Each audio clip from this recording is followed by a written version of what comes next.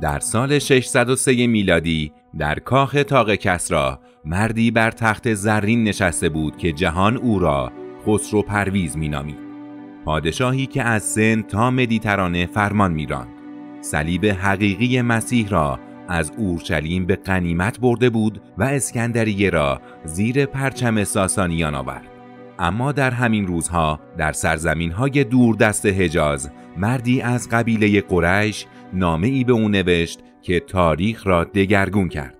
این ویدیو داستان آخرین روزهای امپراتوری ساسانی است. از اوج فتوحات خسرو پرویز تا نامه محمد ابن عبدالله، از تاجگذاری ملکه آذرمیدخت تا آخرین نبرد در دشت نهاوند و قتل یزدگرد سوم در آسیابانخانه‌ای در مرو.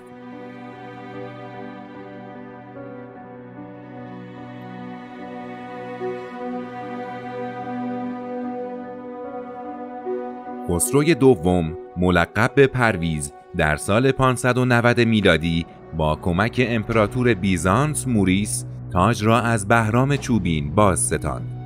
اما در سال 602 میلادی فوکاس سردار بیزانس موریس را کشت. خسرو بهانه‌ای یافت تا بزرگترین جنگ تاریخ ساسانی با بیزانس را آغاز کند. ارتش ساسانی مجهز به سوار نظام سنگین و فیل‌های جنگی در سالهای 603 تا 619 میلادی انطاکیه را فتح کردند و دمشق را گرفتند. در سال 614 اورشلیم را اشغال کردند و صلیب حقیقی را به تیسفون آوردند. در سال 619 اسکندریه در مصر را فتح کردند و این سرزمین را از دست رومیان خارج نمودند. امپراتوری روم شرقی در آستانه نابودی بود. هراکلیوس امپراتور بیزانس در سال 622 از قسطنطنیه حرکت کرد. او از ارمنستان وارد خاک ایران شد. تخت سلیمان را سوزاند و در سال 627 در نبرد نینوا ارتش خسرو پرویز را در هم شکست. خسرو پرویز که دیگر از واقعیت دور شده بود، از پذیرش صلح امتناع کرد، در حالی که دربار او پر از توطئه بود.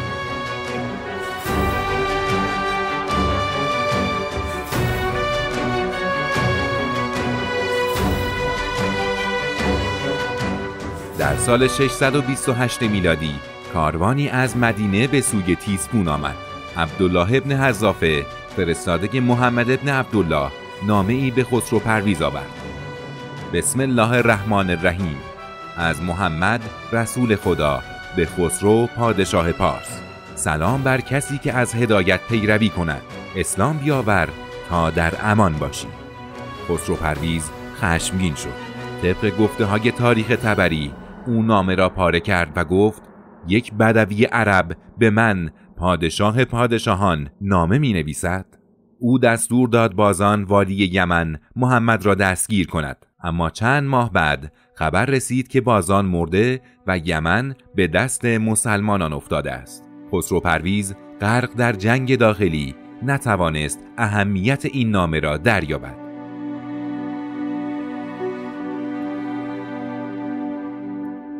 در سال 628 قباد دوم پسر خسرو با کمک اشراف پدرش را در زندان به قتل رساند. قباد دوم تنها 8 ماه حکومت کرد و در نهایت درگذشت. پس از او اردشیر سوم تاجگذاری کرد، اما شهربراز سردار ساسانی او را کشت.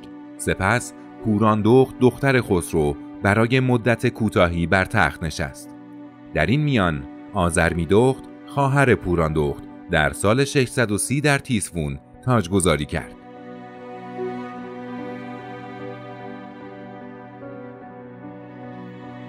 آذرمیدخت در میان آتش سقوط تلاش کرد تا با سیاست‌هایی ثبات را به سرزمین خود برگرداند.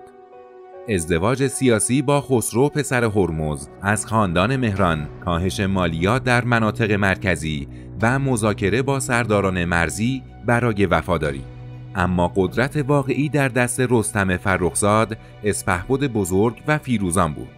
طبق تاریخ ارمنی سبئوس، آذرمیدخت در بهار 631 پس از 7 ماه توسط رستم خلع و کشته شد. برخی منابع میگویند با طناب خفه شد و برخی دیگر از مسمومیت سخن میگویند. با مرگ آذرمیدخت آخرین تلاش برای احیای اقتدار مرکزی ساسانیان نیز به پایان رسید.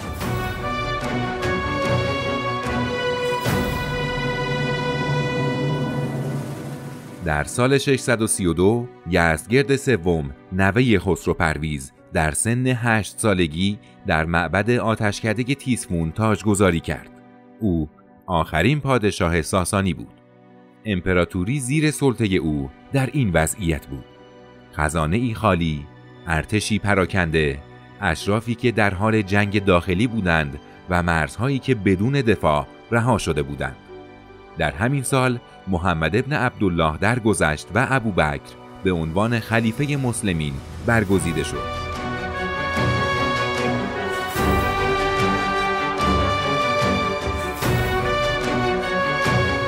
در بهار سال 633 میلادی خالد ابن ولید سردار بیرحم و البته نابغه نظامی مسلمانان با لشکری سبک اسلحه از کوفه حرکت کرد و وارد سرزمین بین النهرین شد. ساسانیان هنوز از شوک مرگ خسرو پرویز و آشوب جانشینی بیرون نیامده بودند. اولین نبرد بین مسلمانان و ساسانیان نبرد زنجیر یا ذات‌السلاسل بود. هرمزان مرزبان اهواز با 10,000 سوار نظام در برابر خالد ایستاد. ساسانیان سربازان را با زنجیر به هم بسته بودند تا فرار نکنند. خالد با تاکتیک شبانه و تیراندازی مداوم زنجیرها را گسست و هرمزان را عقب راند. نبرد دوم نبرد والجه بود. اندرزغار سردار ساسانی با فیل‌های جنگی حمله کرد. خالد دستور داد سربازان چشمان فیل‌ها را هدف بگیرند. فیل‌ها وحشت زده شدند و لشکر ساسانی را زیر پای خود له کردند. نبرد سوم نبرد اولیس در نزدیکی هیره بود، آخرین مقاومت محلی. خالد با ضربه شمشیر معروفش جابان فرمانده ساسانی را کشت و هیره بدون جنگ تسلیم شد. خالد سپس به انبار و عین التمر حمله کرد و مسیحیان عرب را به اسلام دعوت نمود.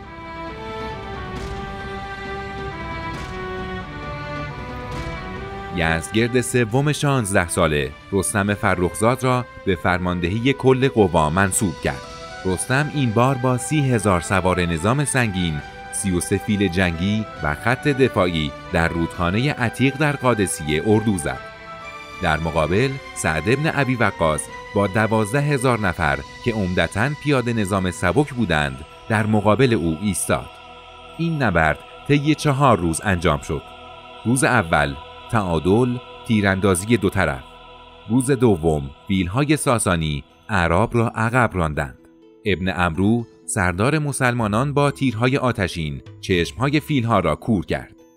روز سوم هاشم ابن عتبه با حمله شبانه خط ساسانی را شکافت. رستم دستور داد پل روی رودخانه را خراب کنند تا عقب نشینی ممکن نباشد. در روز چهارم طوفان شن شدید به سمت ساسانیان وزید. اعراب پرچم رستم را پایین کشیدند. رستم به سمت رود فرات فرار کرد، اما هلال او را در آب یافت و کشت. ساسانیان متحمل بیش از 20,000 کشته شدند و اعراب حدود 7,500 نفر. پس از قادسیه راه تیسفون باز شد. هاشم ابن عتبه و ابن عمرو شهر را محاصره کردند و یزدگرد گریخت. مسلمانان وارد کاخ سفید یا ایوان مدائن شدند.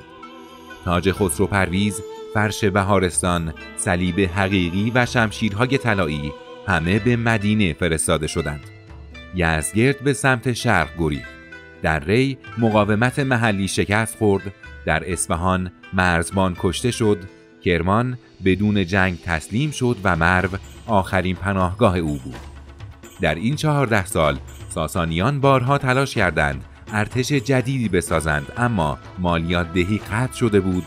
اشراف محلی با اعراب معامله می کردند و بیماری طاعون ارتش را تضعیف کرد.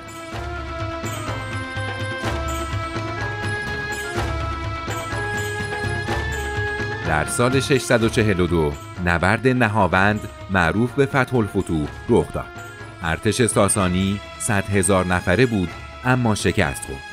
هزاران نفر در دره کشته شدند و یزدگرد در نهایت به مرو رسید. در سال 651 او در نزدیکی مرو توسط آسیابانی محلی به نام خسرو به قتل رسید و در نهایت تاج و کمربند او به سوی خلیفه مسلمین فرستاده شد.